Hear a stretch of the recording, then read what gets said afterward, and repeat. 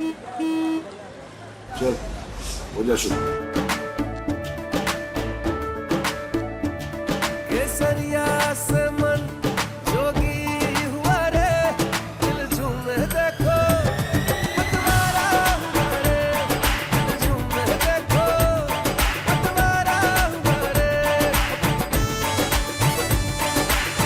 हर पल मनाओ केसरी त्योहार। विमल बोलो जुबान केसरी। जो महात्मा गांधी ने कहा था कि कांग्रेस को समाप्त कर देना चाहिए, भंग कर देना चाहिए, अब हमारे देश की जनता कांग्रेस को समाप्त कर देने पर पूरी तरह से आमादा है, मेरा ऐसा पक्का विश्वास। पंडित जवाहरलाल नेहरू थे, वह भी कहते थे कि हमारी सरकार बनेगी तो मैं इस देश से गरीबी को मिटा दूंगा। इंदिरा जी आई, इंदिरा जी ने भी कहा कि हमारी सरकार बनेगी तो मैं गरीबी को मिटा दूंगा। राजीव गांधी आए, उन्होंने कहा मेरी सरकार बनेगी तो गरीबी मिटा देंगे। डॉक्टर मनमोहन सिंह जी आए, उन्होंने भी यही बात कही। सबने कहा कि हम गरीबी को मिटा देंगे और बार बार जनता को यह आश्वासन देकर जनता की आंखों में धूल झोंकते रहे और जनता का समर्थन हासिल करते रहे। गांधी की इस बात को नहीं माना। मुझे लगता है कि भारत की जनता ने अब ठान लिया है कि जो महात्मा गांधी ने कहा था कि कांग्रेस को समाप्त कर देना चाहिए, भंग कर देना चाहिए, अब हमारे देश की जनता कांग्रेस को समाप्त कर देने पर पूरी तरह से आमादा है, मेरा ऐसा पक्का विश्वास। बहनों भाइयों, हमारी सरकार के प्रति लगातार जनता का विश्वास बढ़ता जा रहा है, लगातार जनता का विश्वास बढ़ता जा रहा है। मैं एक चीज कहना चाहता हूं, आपने बराबर भाषण कांग्रेस के नेताओं का सुना होगा। पंडित जवाहरलाल नेहरू थे, वह भी कहते थे कि हमारी सरकार बनेगी तो मैं इस देश से गरीबी को मिटा दूंगा। इंदिरा जी आई, इंदिरा जी ने भी कहा कि हमारी सरकार बनेगी तो मैं गरीबी को मिटा दूंगा। राजीव गांधी आए, उन्होंने कहा मेरी सरकार बनेगी तो गरीबी मिटा देंगे। डॉक्टर मनमोहन सिंह जी आए, उन्होंने भी यही बात कही। सबने कहा कि हम गरीबी को मिटा देंगे और बार बार जनता को यह आश्वासन देकर जनता की आंखों में धूल झोंकते रहे और जनता का समर्थन हासिल करते रहे। लेकिन बहनों भाइयों, इस काम को कोई नहीं कर पाया। और आज जो मैं बात कह रहा हूं, मैं प्रेस के दोस्तों से भी कहना चाहता हूं, मेरी बात यदि गलत हो, अखबार के पन्नों पर लिख दें कि राजनाथ सिंह आए थे, जनता को गुमराह करके यहां से गए हैं, हमारी गलती होगी तो इसे स्वीकार कर लूंगा। मेरे बहनों भाइयों, इनमें से कोई गरीबी दूर नहीं कर पाया।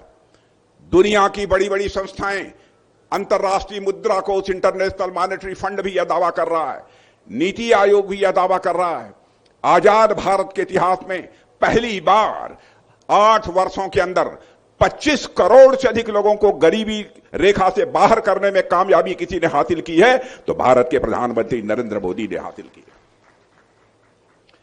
बहनों भाइयों, जितने आप सब लोग यहां पर बैठे हैं, मैं दावे के साथ कह सकता हूं, शायद ही कोई ऐसा परिवार हो जिस परिवार को हर माह मुफ्त राशन न मिलता हो। इसमें बहुत सारे ऐसे भी परिवार होंगे जिनका कि कच्चा मकान रहा होगा, उनको पक्का मकान मिला है। यहां पर किसान ऐसे बैठे होंगे जिनको कि प्रधानमंत्री किसान सम्मान निधि के अंतर्गत हर साल 6,000 रुपये मुफ्त में मिलते होंगे। यहां बहुत सारे ऐसे परिवार होंगे जिन परिवारों की माताओं बहनों को पानी लेने के लिए दूर दराज जाना पड़ता था, घड़े पर घड़ा रखकर वो अपने घरों को वापस लौटती थी। उनके घरों में नल के माध्यम से जल पहुंचाया जा रहा है।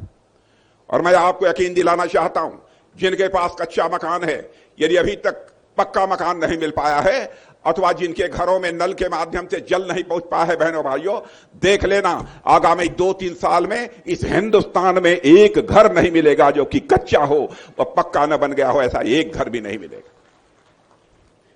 जो हम लोगों ने कहा है अक्षरशः उसका पालन किया है। और उसके बाद भी कांग्रेस हम लोगों के ऊपर अनाप शनाप अनर्गल यह आरोप लगाते रहते हैं, कहते हैं महंगाई बड़ी बहुत बढ़ गई। बहनों भाइयों, पढ़े लिखे लोग यहां की तुलना कर लें, सर्वाधिक महंगाई से हिंदुस्तान में बढ़ी है किसी के समय तो कांग्रेस की हुकूमत के समय बढ़ी है। सर्वाधिक कम महंगाई यदि किसी के समय है तो वह भारतीय जनता पार्टी की हुकूमत में है।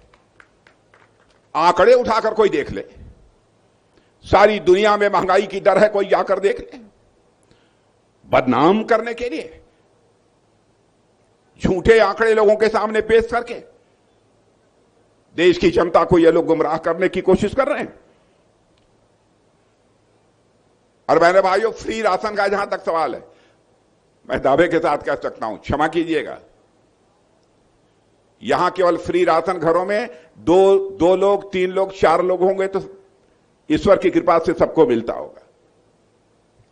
और केवल वह खाते ही नहीं होंगे बल्कि बचाकर बेचते भी होंगे। यह बात पक्की है, मैं दावे के साथ कह सकता हूं।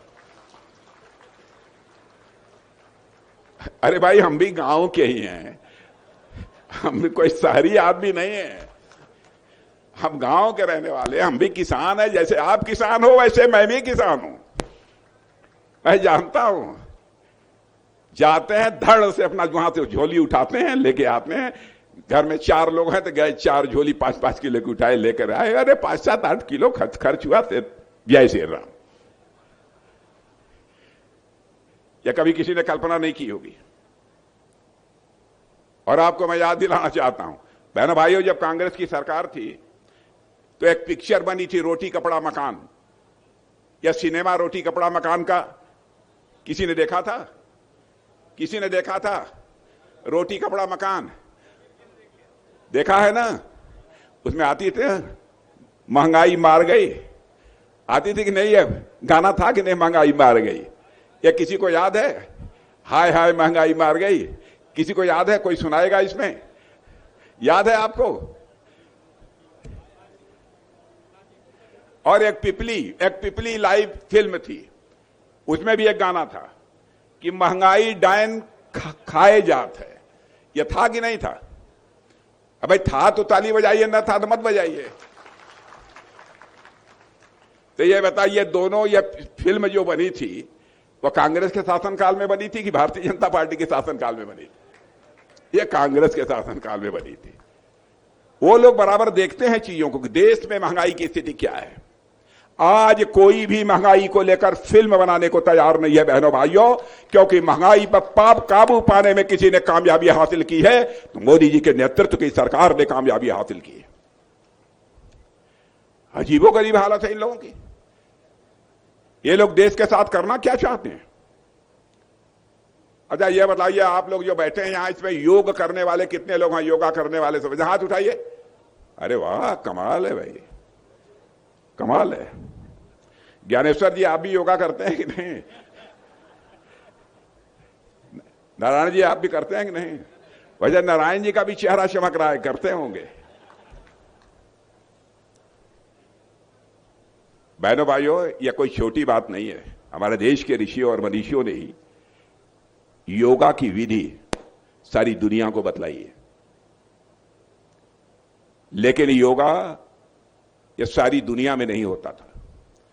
भारत की जो विरासत है, भारत की जो विशेषता है, वह सारी दुनिया तक पहुंचाई जानी चाहिए। पहली बार किसी प्रधानमंत्री ने सोचा तो उसका नाम है नरेंद्र मोदी।